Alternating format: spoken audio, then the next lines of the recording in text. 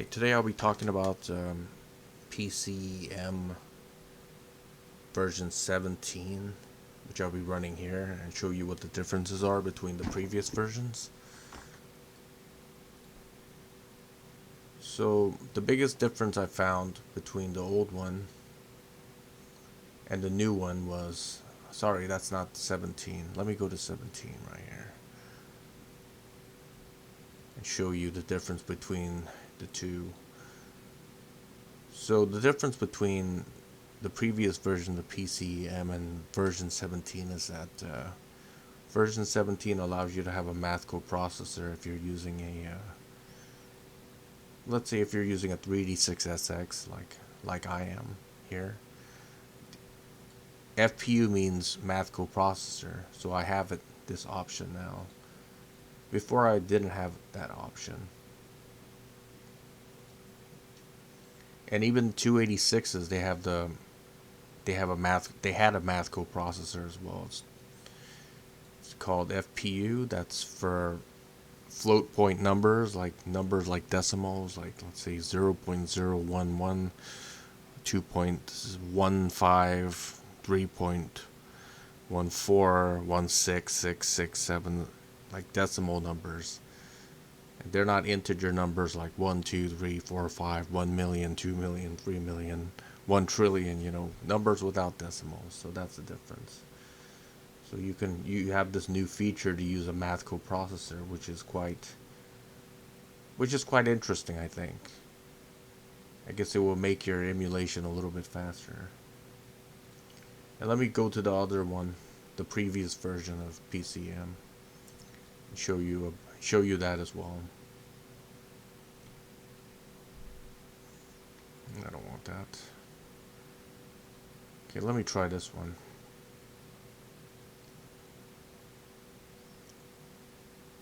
As you can see here, this is a 386 at 16 megahertz that I'm emulating BIOS right here, and there's no 387, right? So there's no math coprocessor.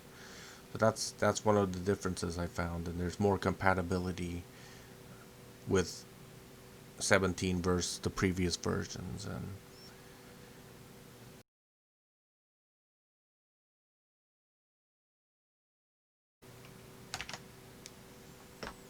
okay, I'm running PCEM,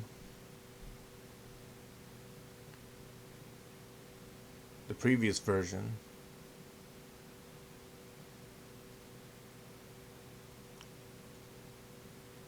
And I'm going to show you the one, I'm going to show you this, and I'm going to show you that it doesn't have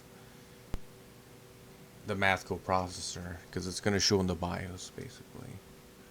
I'm going to boot into the BIOS and show you that it doesn't have it. Because it's a feature that's not enabled here.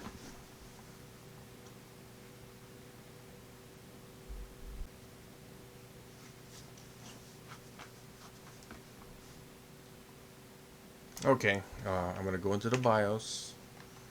I'm going to show you that there is no math coprocessor, as you can see. Coprocessor none. And that's very clear.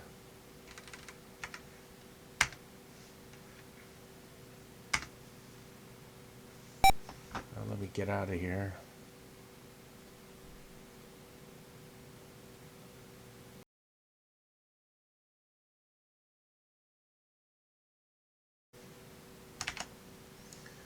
Okay, now I'll be running PCEM version 17, and I'll show you that it has a math coprocessor in it, in the BIOS, basically.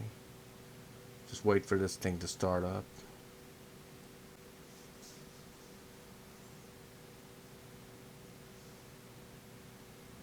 Unlike modern BIOSes, these old BIOS chips didn't allow you to go into the BIOS like modern BIOS by pressing a key. Like, let's say for a modern BIOS, you keep pressing F2 or delete or whatever, and then you can go into the BIOS when the computer starts, right? For the old BIOS, it wasn't like that. If there was a problem, then you could go into the BIOS. You could just press F1 or delete, and you can go into the BIOS and change stuff. If there was a problem, that it would give you that option. So that's the difference.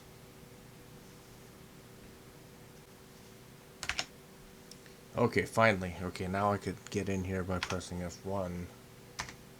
And as you can see a math coprocessor where I'm highlighting, right? So obviously this is working. So what I put in the settings in PCEM version 17 shows. So it's a math coprocessor, which is showing. Before it wasn't.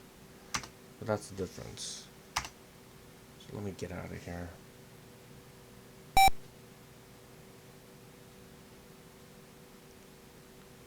So that's one of the features I like about it.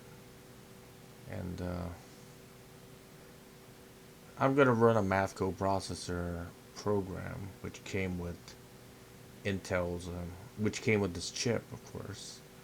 So this is just an emulation, but I did really own a 386 16 megahertz back in 1990 or 1989. I'm sorry, but my computer didn't come with a math coprocessor, and but you certainly had an option to buy one if you owned the 286, a 088, 086, or 386SX or 486SX to get a math coprocessor.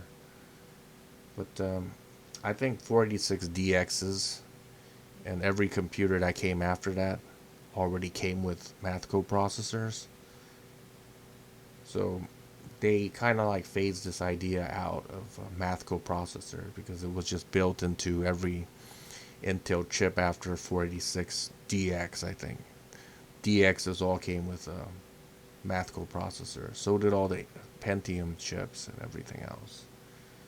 And this was really the strong point of Intel CPUs, was that they had really good float point computational abilities, which is good for anything that's related to math, like spreadsheets, flight simulators, 3D programs, which where you have to use polygons and stuff like that, and of course flight simulators use polygons too, and CAD programs, which engineers and architects use and stuff like that. So basically, so let's go on to the next slide.